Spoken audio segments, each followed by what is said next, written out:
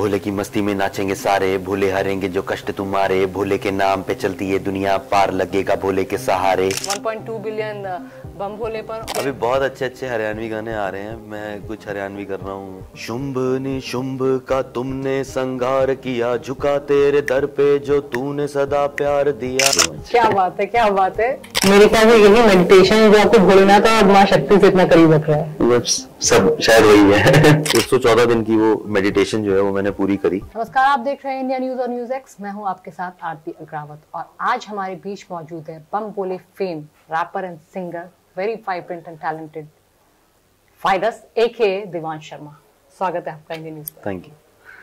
सवालों की शुरुआत करें उससे पहले क्यों ना दो लाइनें आपके फैंस और हमारे ऑडियंस के लिए हो जाए बम भोले की।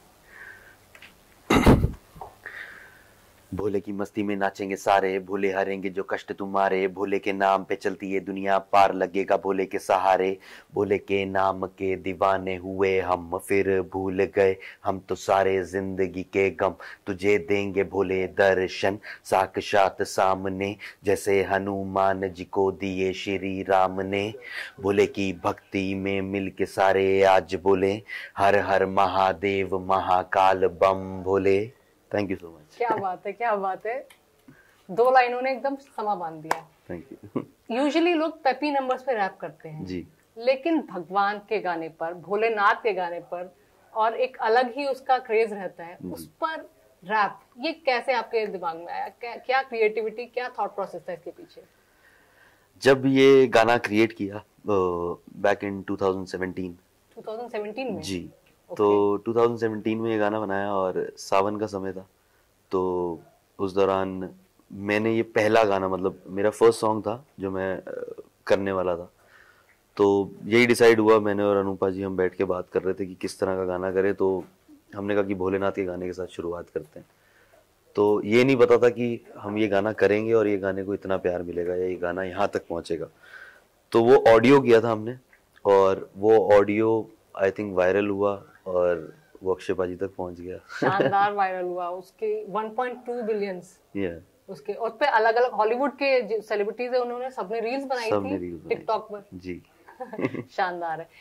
अक्षय पाजी के साथ काम करना कैसा लगा? क्योंकि उनमें अलग ही पॉजिटिविटी, एनर्जी रहती है, खुद ही मतलब एक्टिव इतना रहते हैं।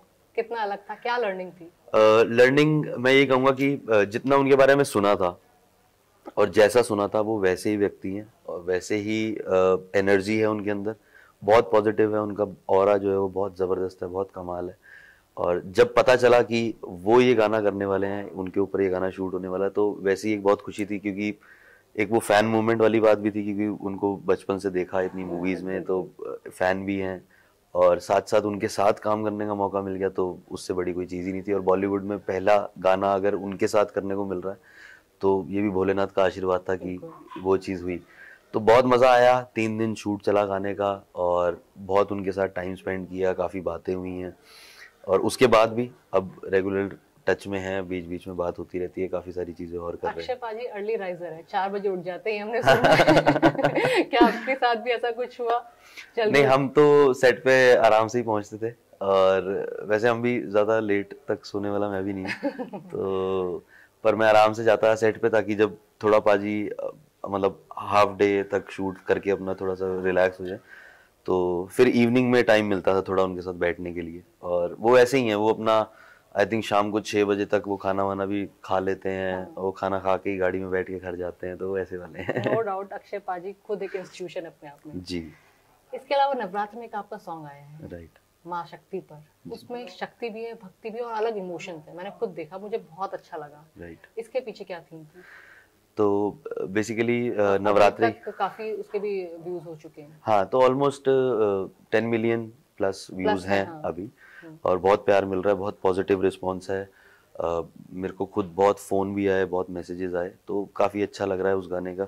उस गाने की कहानी इस तरह से थी कि नवरात्रि का समय था, तो हमने सोचा कि गाना करते हैं। नॉर्मली दुर्गा माता का गाना हर कोई सोचता है कि दुर्गा पूजा के समय पे करेंगे, जब दुर्गा अष्टमी आएगी, पर हमने सोचा कि ये गाना इस बार ही नवरात्रि में करते हैं। और क्योंकि डिवोशनल गाना है और वो लंबे समय तक चलता है, उसकी लाइफ बहुत लंबी है, तो हमने ऐसा नहीं सोचा कि हम तब करेंगे या, तो हमने सोचा इस बार ही नवरात्रि पे गाना करते हैं। और मैं गाना ऐसा करना चाहता था जो सेम एनर्जी के साथ हो जैसा बम भोले हमने किया था।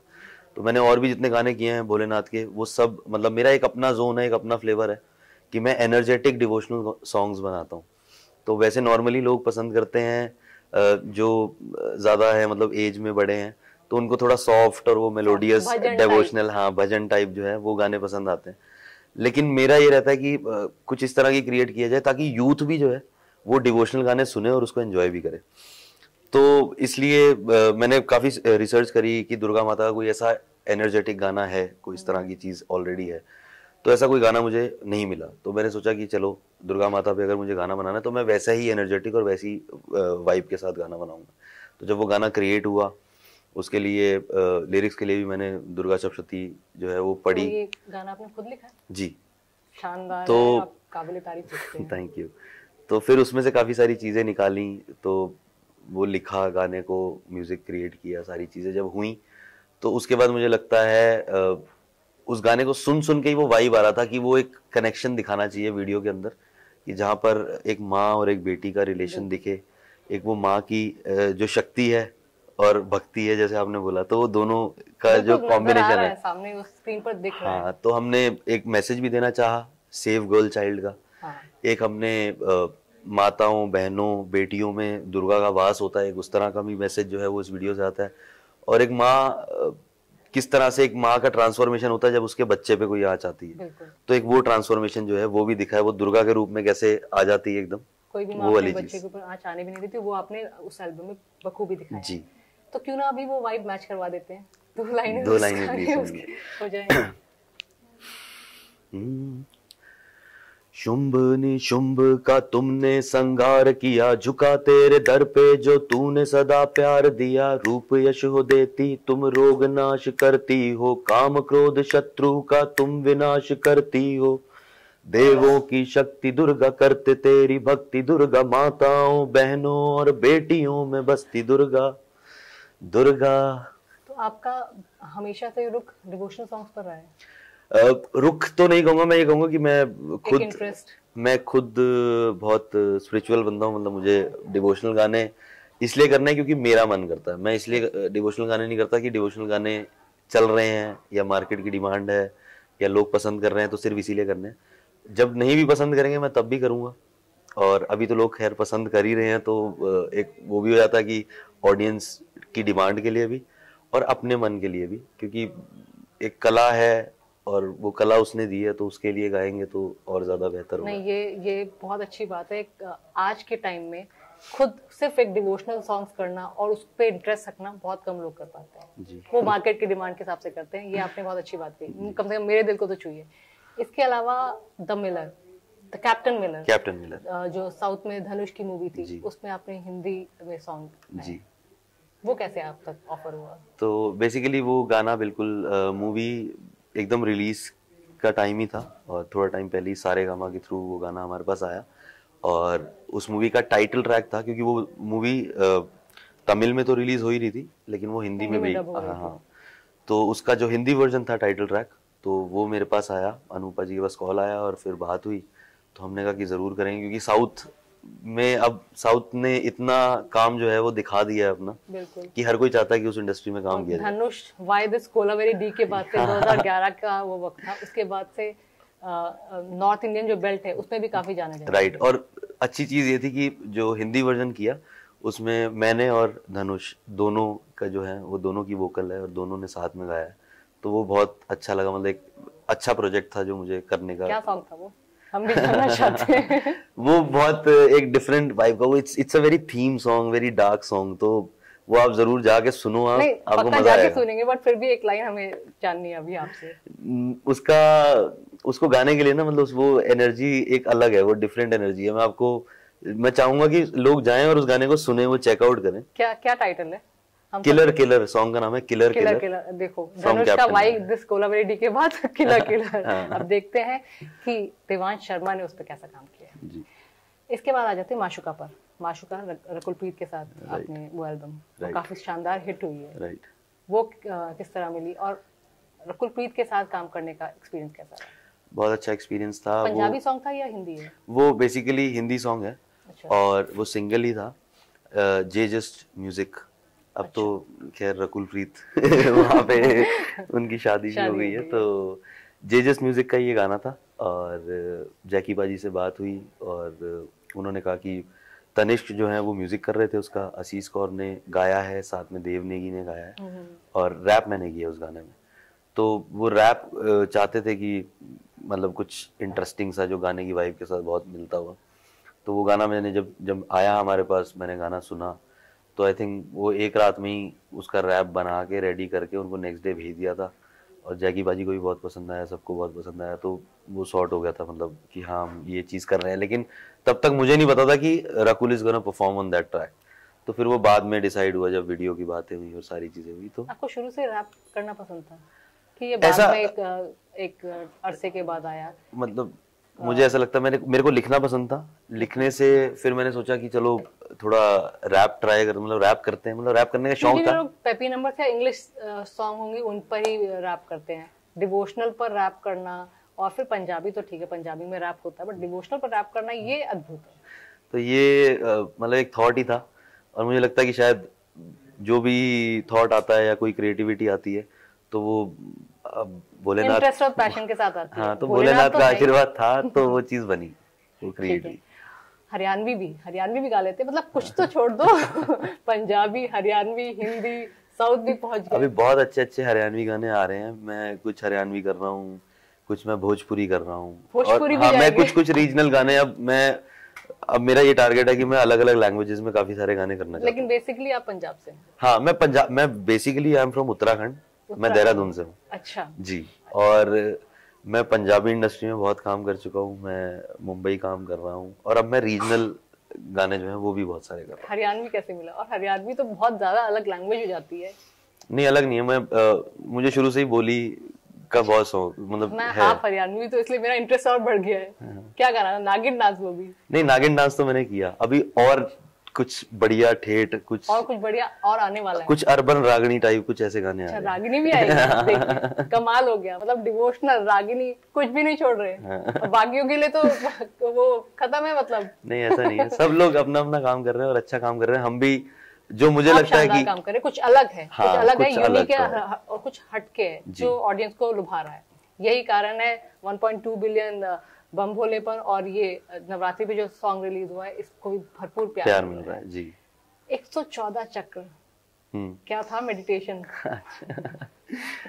तो एक फेज था जहाँ पे मेरे को लगा कि मुझे मेडिटेट करना है और डिसिप्लिन लाने की जरूरत थी या फिर कुछ कंसंट्रेशन के लिए, नॉट बेसिकली खुद को काम डाउन करने के लिए, या फिर शांत एक होता है ना बहुत टाइम आप काम कर लेते हैं उसके बाद थोड़ी शांति चाहिए, उसके लिए मेडिटेशन? क्या कारण था? देखो, आपको जब आप बचपन से बड़े होते हो ना तो आपको बहुत सारी चीजें परिवार से मिलती हैं, जैसे रिलीजियसली बहुत सारी चीजें आपको सिखाई जाती हैं, बताई जाती हैं, तो आपका एक विश्वास होता है भगवान की तरफ। लेकिन जब आप मतलब सुनते हो या कहीं पे पढ़ते हो और आपको ये पता चलता है कि कुछ और भी है जो भगवान से मिलन करा सकता है, तो अब किसी में वो चाह होती है कि वो चीज करना चाहता है, किसी में नहीं होती है। मुझे तो लगता है हर एक को करना चाहिए, जो करेगा और जिसको वो फील होगा तो वो शायद ज्यादा बेहतर समझ पाएगा इस चीज को। तो मैंने जब इनिशियली स्टार्ट किया तो बहुत टाइम लगा, 1 महीना 1.5 महीने तक, तो मतलब धीरे धीरे वो बॉडी यूज टू हुई कि हाँ। पर जब वो 1-1.5 महीने का समय निकल गया तब जाके धीरे धीरे वो बॉडी में एक फील, एक सेंसेशन, एक वो ऑरा, क्रिएटिविटी, वो सारी चीजें अपने आप को पता चलती थी। तो कनेक्शन फील हुआ? हाँ, तो वो कनेक्शन जो है वो फिर मैंने 114 दिन का, क्योंकि 114 चक्र होते हैं, हर कोई आपने बहुत सारे इंटरव्यूज या पॉडकास्ट देखे होंगे जहाँ पे 7 चक्रों के बारे में बात होती है, लेकिन टोटल हमारी बॉडी में 112 चक्र होते हैं, 2 चक्र हमारी बॉडी के बाहर होते हैं, तो टोटल 114 चक्र होते हैं। और 114 दिन की वो मेडिटेशन जो है वो मैंने पूरी करी और सुबह उठ के ब्रह्म मुहूर्त में, और फिर तो ऐसा हो गया था कि मतलब अपने आप आँख खुल जाती थी। हाँ, खुद ही आँख खुलती थी और आप बैठे हो, आप ध्यान में हो, आप कितने लंबे समय तक बैठे हो आपको नहीं पता चलता। तो एक वो जोन जो होता है ना, उस जोन के बाद जो आपको रियलाइज होता है या जो चीजें घट रही हैं और किस तरह से हो रही हैं उनका आभास होना, वो आपको बताता है कि क्या कनेक्शन है। मेरे ख्याल से यही मेडिटेशन है जो आपको भोलेनाथ और माँ शक्ति से इतना करीब रख रहा है। सब शायद वही है। वर्ल्ड कप के लिए भी आपने एक सॉन्ग गाया दिलेर मेहंदी साहब के साथ, वो कैसे मिला और क्या सॉन्ग था वो? तो वो गाना जो था वो बेसिकली इंडिया का जो वर्ल्ड कप था, तो वर्ल्ड कप के दौरान एक कंपनी है उनसे बात हुई और वो चाहते थे कि एक गाना क्रिएट किया जाए जो वर्ल्ड कप पे, और मेहंदी साहब की आवाज तो ऑब्वियसली आप जानते हैं, तो वो एनर्जी वो पावर तो उनकी हाँ, तो उनकी आवाज में कमाल किया। और उन्होंने आज तक किसी से कोलैबोरेट नहीं किया था एज अ रैपर, तो मतलब कोई रैपर था ही नहीं आज तक जिसने दिलेर मेहंदी जी के साथ गाया हो। तो ये भी एक बहुत अच्छा एक्सपीरियंस था कि बीइंग द फर्स्ट रैपर कि उनके गाने में आपने रैप किया। और वो बहुत कोई कमर्शियल गाना नहीं था या कुछ नहीं था, पर वो गाना स्टेडियम में ही बजा, सारी चीजें हुई। हालांकि इंडिया वर्ल्ड कप नहीं जीत पाई, पर हमने पूरा अपना एफर्ट किया कि वो चार्ज करके रखे। गाना वर्ल्ड कप के लिए बनता है वो अपने आप में कमर्शियलाइज हो जाता है। पर वर्ल्ड कप हर 4 साल में आता रहेगा, वो गाना वापस बजता रहेगा और जीतेंगे जल्दी। जल्दी जीतेंगे हम भी। अभी T20 वर्ल्ड कप आ रहा है, शायद ये जीतेंगे। वर्ल्ड कप आ रहा है, उम्मीद करते हैं कि इंडिया टीम अच्छा खेले। फिलहाल तो आईपीएल चल रहा है। हाँ। तो आईपीएल का भी जोश हाई हो जाता है अगर आप वो गाते गाना। हाँ, मैं आईपीएल चाहता हूँ कि एक बार आरसीबी जीते। हम भी उम्मीद करेंगे कि कम से कम 7वां सीजन है, एक बार तो आरसीबी जीते। हाँ, एक बार मैं विराट कोहली के हाथ में कप देखना चाहता हूँ। विराट कोहली के फैन है आप? हाँ। क्या बात है। अगर विराट कोहली इंटरव्यू देख रहे होंगे तो देखिए, विराट कोहली मतलब आपके फैन ये है जिनकी पता नहीं कितने लाखों करोड़ों की संख्या में फैंस है, लोग बाहर भी फैंस है, रील्स बनाते हैं इनके गानों पर। और मुझे बहुत मजा आया ये जान के, मेरे को कुलदीप यादव है इंडियन टीम में बॉलर है, जो उनसे मेरी मुलाकात हुई और उन्होंने बताया, कह रहे इतना गाना बजाया आपका ड्रेसिंग रूम में, इतना बजाया, और कह रहा सब नाचे हैं, तो कोई ऐसा नहीं। विराट कोहली भी वो देखकर फैन हो गए आपके। तो आई थिंक पूरी इंडियन टीम जो है वो उस गाने पे नाच चुकी है, सबने वो गाना बहुत सुना है, तो आई थिंक अब तो गुनगुना दीजिए ना, क्या पता इसी यही सुनकर आरसीबी इस बार कप ले आए। अभी तो गुनगुनाया मैंने आपके लिए, बम बोले तो मैं ऑलरेडी। बम बोले नहीं, वर्ल्ड कप वाला सॉन्ग। वर्ल्ड कप वाला सॉन्ग, वर्ल्ड कप में एक्चुअली मेहंदी साहब की जो लाइन है तो वो थी कि वर्ल्ड वाइड ये नारा है, वर्ल्ड कप हमारा है, जीत की तैयारी है, इंडिया सब पे भारी है। तो अब देखो इंडिया भारी हो जाए T20 में। इंडिया भारी है, और अगर आईपीएल की बात करें तो आरसीबी सब पे भारी है। अभी आरसीबी टेबल में नीचे है, पर ऊपर आ जाए किसी विराट कोहली जी जिता दीजिए। आरसीबी के फैंस बेसब्री से इंतजार कर रहे कि फाइनली कप आए। राइट।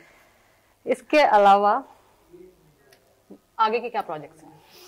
आगे बहुत सारी कोलैबोरेशंस आ रही हैं, कुछ गाने बॉलीवुड के हैं जो शायद इस साल के एंड तक आ जाएंगे, और उसके अलावा कुछ सिंगल्स हैं जो मेरे अपने हैं, वो मैं रेगुलरली कर ही रहा हूँ। रीजनल मैंने आपको बता ही दिया कि मैं गिप्पी पाजी के साथ भी काम किया आपने। गिप्पी पाजी के साथ किया मैंने, जदो नच दिया तू गाना किया था उनके साथ, और हो सकता भी आते मतलब उनके साथ भी कुछ और भी करें। वो एक्चुअली मूवीज में बहुत ज्यादा बिजी रहते हैं, तो वो उनको उनके साथ गाना करने के लिए समय निकालना पड़ता है, उनसे समय लेना पड़ता है, तो वो वाली चीज है। नो डाउट वो बिजी हैं। तो काफी सारे और आर्टिस्ट हैं जिनके साथ अब कोलैबोरेशन कर रहा हूँ मैं, और पंजाबी गाने भी आएंगे, हिंदी भी आएंगे, हरियाणवी आ रहे हैं, भोजपुरी आ रहा है, तो हर एक रीजनल लैंग्वेज, और शायद उत्तराखंड की भी रीजनल लैंग्वेज में एक गाना आ रहा है। उत्तराखंड वालों देख लो। भोजपुरी, पंजाबी, हरियाणवी कुछ नहीं छोड़ने वाला ये, और हो सकता है कुछ दिनों में सुनने को मिल जाए तेलुगु और मलयाली भी कर रहे हैं शायद। क्योंकि मैं साउथ इंडिया में काफी रही हूँ, तो मुझे बड़ा अच्छा लगता है, बहुत ज्यादा कनेक्शन फील होता है। क्योंकि जैसे ही धनुष का नाम आया तो मेरे को याद आ गया वो टाइम जब मैं वहां पर ही थी 2011 में, जब, और उसके बाद सोनू निगम के बेटे ने भी बहुत क्यूट सी आवाज में कोलावेरी गाया था न्यू ईयर के टाइम पर, तो पुरानी यादें। खैर, रैप अप करने से पहले छोटा सा रैपिड फायर, ठीक है? आपके लिए मैंने छोटे से क्वेश्चन तैयार किए थे। आपका favourite Bollywood singer, playback singer? Favourite playback singer Arijit Singh.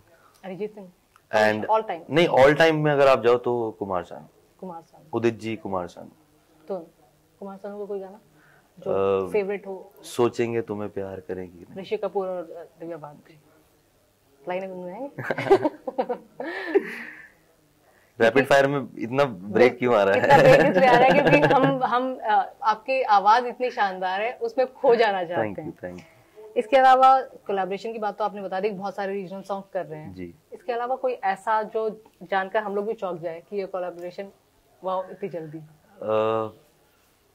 अब ऐसा ना, मैं जब तक चीजें होनी, मेरी आदत है, जब तक चीजें हो नहीं जाती ना तो मैं उनको ज्यादा वो नहीं करता, तो जब हो जाए तो ये मानते हैं आप, तो लोगों तक आ जाती है, तो वो अच्छी चीज है। Favourite Bollywood song all time? All time ये गाना मैंने आपको बताया ही, कभी हाँ कभी ना मूवी के, शाहरुख खान के काफी सारे, और एक शाहरुख खान का गाना है वो आना मेरे प्यार को ना तुम छो जाना। तो वो है अपना एक उनका पहले का गाना है दीवाना दिल दीवाना, वो गाना बहुत पसंद है। तो ये पुराने गाने हैं, और उससे भी पुराने गाने हैं जो मैं सुनता हूँ। तो सुनता मैं कुछ इस जोन के गाने हूँ। किशोर कुमार, क्रिएट मोहम्मद में रफी का नहीं सुनता हूँ, बिल्कुल किशोर साहब सुनता हूँ, मोहम्मद रफी साहब को सुना है, और महेंद्र कपूर का गाना है, उनके गाने सुने हैं। तो गाने में जोन वही है, मैं सुनने वाला वही। मुझे पता नहीं आज के लोगों को पता है कि नहीं पता, मुझे पता है, मैं पर्सनली उनके गाने बहुत पसंद उनका एक गाना है मेरा प्यार वो है कि मर के भी तुमको जुदा अपनी बाहों से होने ना देगा, वो गाना बहुत सुना मैंने। सुनाएंगे? मेरा प्यार वो है कि मर कर भी तुमको जुदा अपनी बाहों से होने ना देगा। मोहम्मद रफी और महेंद्र कपूर की आवाज बहुत मिलती थी। हाँ, बहुत लोग कहा करते थे। पता नहीं आज के ऑडियंस, आज के बच्चे जानते हैं कि नहीं जानते, बट तो सुना करे तो वो उसमें खो जाएंगे, उनको बार बार आपको सुनने का मन करेगा। इसके अलावा favourite music director? Favourite music director जिनके साथ आप काम भी करना चाहते हैं? मैं प्रीतम दा के साथ काम करना चाहता हूँ, क्योंकि बहुत वर्सेटाइल है, बहुत अलग अलग तरह के गाने इन दिनों। हाँ, तो बहुत मतलब मुझे बहुत पसंद है, तो मैं प्रीतम दा के साथ जरूर काम करना चाहता हूँ। सलीम सुलेमान है, बहुत अच्छा, मतलब उनकी कॉम्पोजिशंस। शुक्रान अल्लाह। हाँ, तो आपका ओपिनियन अभी आजकल जो रिमिक्सिंग वाला ट्रेंड चल रहा है? मेरा ओपिनियन, रिमिक्सिंग अच्छी है। जैसे हम अभी बात कर रहे हैं कि आज का यूथ जो है वो नहीं सुनता है या कम सुनता है, तो शायद रिमिक्सेस से ही उनको पता चले कि पुरानी कॉम्पोजिशंस में कितना दम था, क्योंकि वो चीज जो है वो आज की डेट में नहीं क्रिएट हो रही है। वो कॉम्पोजिशंस जो थी वो बहुत कमाल थी, वो आज भी उतनी, उनको बार बार सुनने का मन करता है। बोर नहीं होते आप। तो हाँ, तो आप उससे बोर नहीं हो गए, और वो जिंदा रहने वाली चीज है, उनकी लाइफ बहुत है। इसके अलावा कोई बॉलीवुड एक्टर या एक्ट्रेस जिनके लिए आप गाना गाना चाहते हैं, जो दिल में है कि हाँ इनके साथ तो पक्का बनता ही बनता है? रणवीर सिंह जो करना चाहता हूँ, क्योंकि मैं जितना एनर्जेटिक गाने बनाता हूँ वो उनकी एनर्जी से मैच होगा, और विकी कौशल के साथ मैं करना चाहता हूँ। ये दो आर्टिस्ट हैं जो मेरे को आज, जिनके साथ मैं जरूर करना चाहता हूँ। जाते जाते कौन सा गाना गुनगुनाएंगे? जाते जाते कौन सा गाना सुनाएंगे? जो आपका फेवरेट हो, जरूर नहीं आपका हो, आपका फेवरेट हो। अच्छा, तो आजकल अरिजीत सिंह का एक गाना सुना देता हूँ आपको। आपका कौन सा फेवरेट है जो आप बताओगे वो सुनाऊंगा। मेरा फेवरेट मेरे फेवरेट सॉन्ग ज्यादातर किशोर कुमार के हैं। कौन सा गाना बताओ? ओ मेरे दिल की चैन। ठीक है। ओ मेरे दिल के चैन, चैन आए मेरे दिल को दुआ कीजिए। दो लाइनें आपने कहा था ना, दो लाइनें सुना। वो तो दो लाइनें बोलने वाली बात होती है, उसके आगे ओ अपना ही साया देख के तुम जाने जहां शर्मा गए, अभी तो ये पहली मंजिल है, तुम तो अभी से घबरा गए, मेरा क्या होगा सोचो तो जरा, आए ऐसे ना आहें भरा कीजिए। शानदार शानदार, बिल्कुल बिल्कुल मन नहीं कर रहा कि इस म्यूजिकल नाइट को बंद किया जाए, कि मैं